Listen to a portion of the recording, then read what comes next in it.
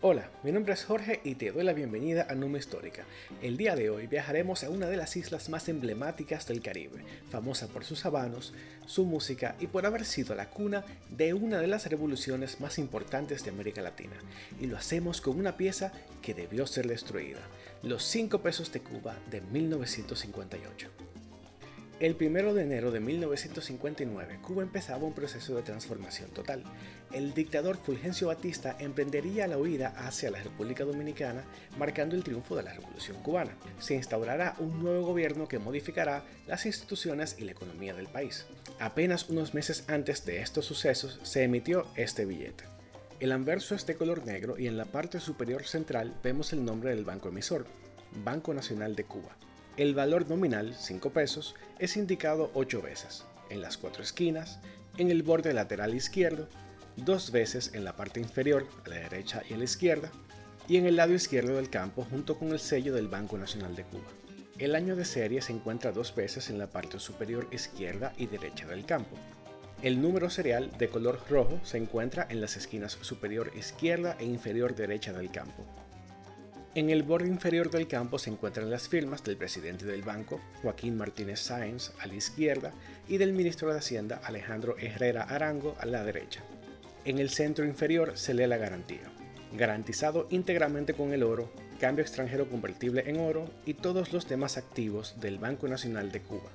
Este billete constituye una obligación del Estado cubano.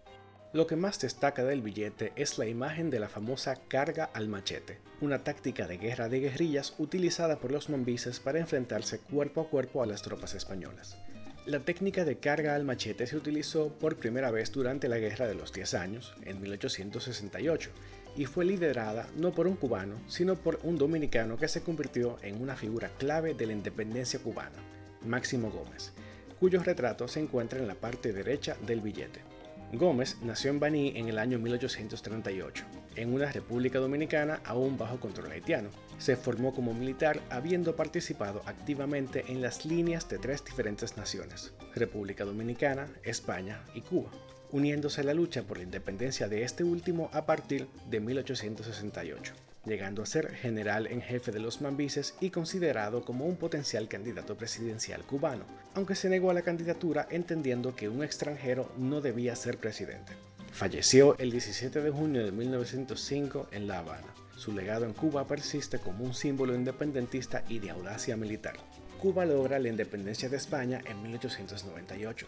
Sin embargo, vivió un periodo de inestabilidad política durante aproximadamente medio siglo, que incluyó 2 intervenciones norteamericanas y 4 golpes de Estado. En este periodo de inestabilidad cobra peso la figura de Fulgencio Batista, un político y militar cubano quien lideró un golpe de Estado en 1933 y luego fue presidente electo en 1940. Durante esta década, la economía cubana se encontraba aún golpeada por la Gran Depresión y la Segunda Guerra Mundial agudizaba todavía más la situación, obligando a la isla a depender casi completamente del azúcar, aunque existían también otros productos agrícolas importantes. El reverso es de color verde y en la parte superior central se lee República de Cuba. El escudo de Cuba se sitúa en el centro, separando el campo en 2 imágenes. A la izquierda una plantación de tabaco y a la derecha enroladores en una fábrica de puros. En su conjunto, las imágenes representan la industria tabacalera. En la parte centro inferior se lee, este billete tiene curso legal y fuerza liberatoria de acuerdo con la ley para el pago de toda obligación contraída o a cumplir en el territorio nacional. Debajo de este texto se puede apreciar el nombre de la compañía que imprimió este billete, Thomas de la Rue & Company. El reverso nos deja claro que la agricultura era una parte importante de la economía cubana. No obstante, debido a la situación económica que se vivía en aquella época, durante la década de 1940 se fue transicionando cada vez más del azúcar al turismo, sobre todo en la ciudad de La Habana. Esta ciudad se convirtió en un importante destino turístico enfocado en la vida nocturna, los juegos de azar y otras actividades de índole similar, las cuales captaron el interés del crimen organizado, quienes invirtieron en hoteles y casinos y expandieron el portafolio de actividades turísticas lícitas e ilícitas. Contar con el apoyo del gobierno cubano se convirtió en una necesidad para inversionistas involucrados en actividades no tan lícitas, con lo que tanto los niveles de corrupción como la distribución no equitativa de la riqueza iban al alza. Para 1952, Batista lideró otro golpe de Estado e instauró una dictadura militar. Este nuevo gobierno tenía lazos estrechos con el crimen organizado, por lo que no hubo cambios económicos sustanciales para las clases trabajadoras de Cuba.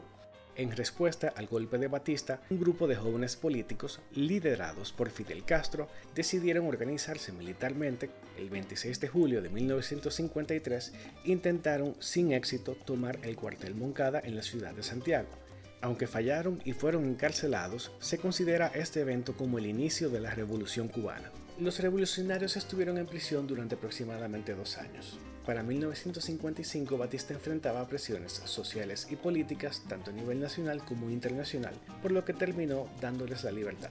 Apenas unos días después se fundó el movimiento 26 de julio o M267, una organización político-militar cuyo fin principal era derrocar a Batista. Durante los años siguientes, los ataques a cuarteles, sabotajes y propaganda revolucionaria debilitaron la autoridad de Batista, mientras que la corrupción y la represión militar aumentaban el descontento popular. Para finales de 1958, la ofensiva del M267 se intensificó, y el primer día de 1959, con las fuerzas gubernamentales colapsando y gran parte del país en manos de los rebeldes, Batista huyó.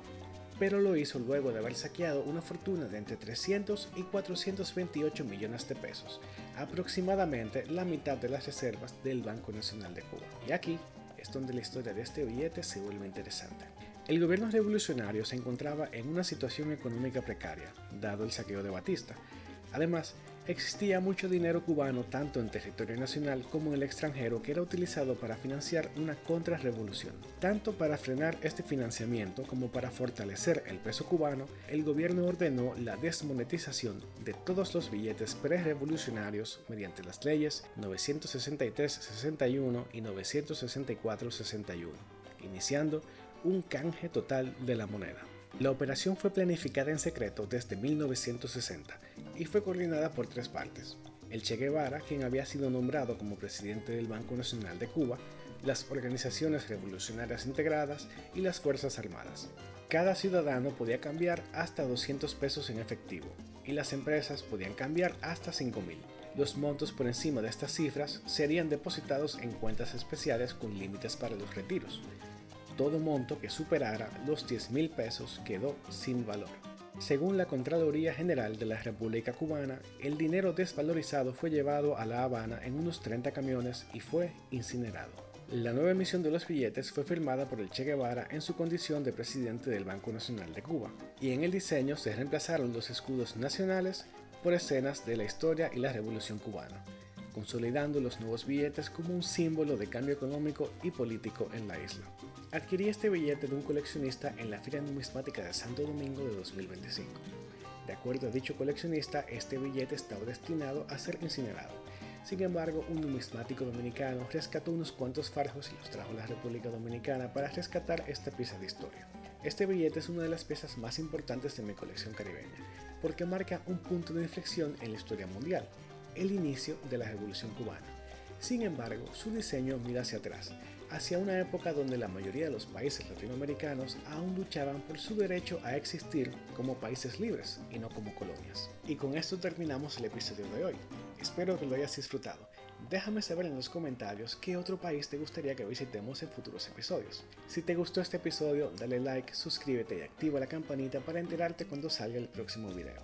Dicho eso, recuerda, piensa con la cabeza, todo lo demás hazlo con el corazón. Nos vemos en el próximo episodio.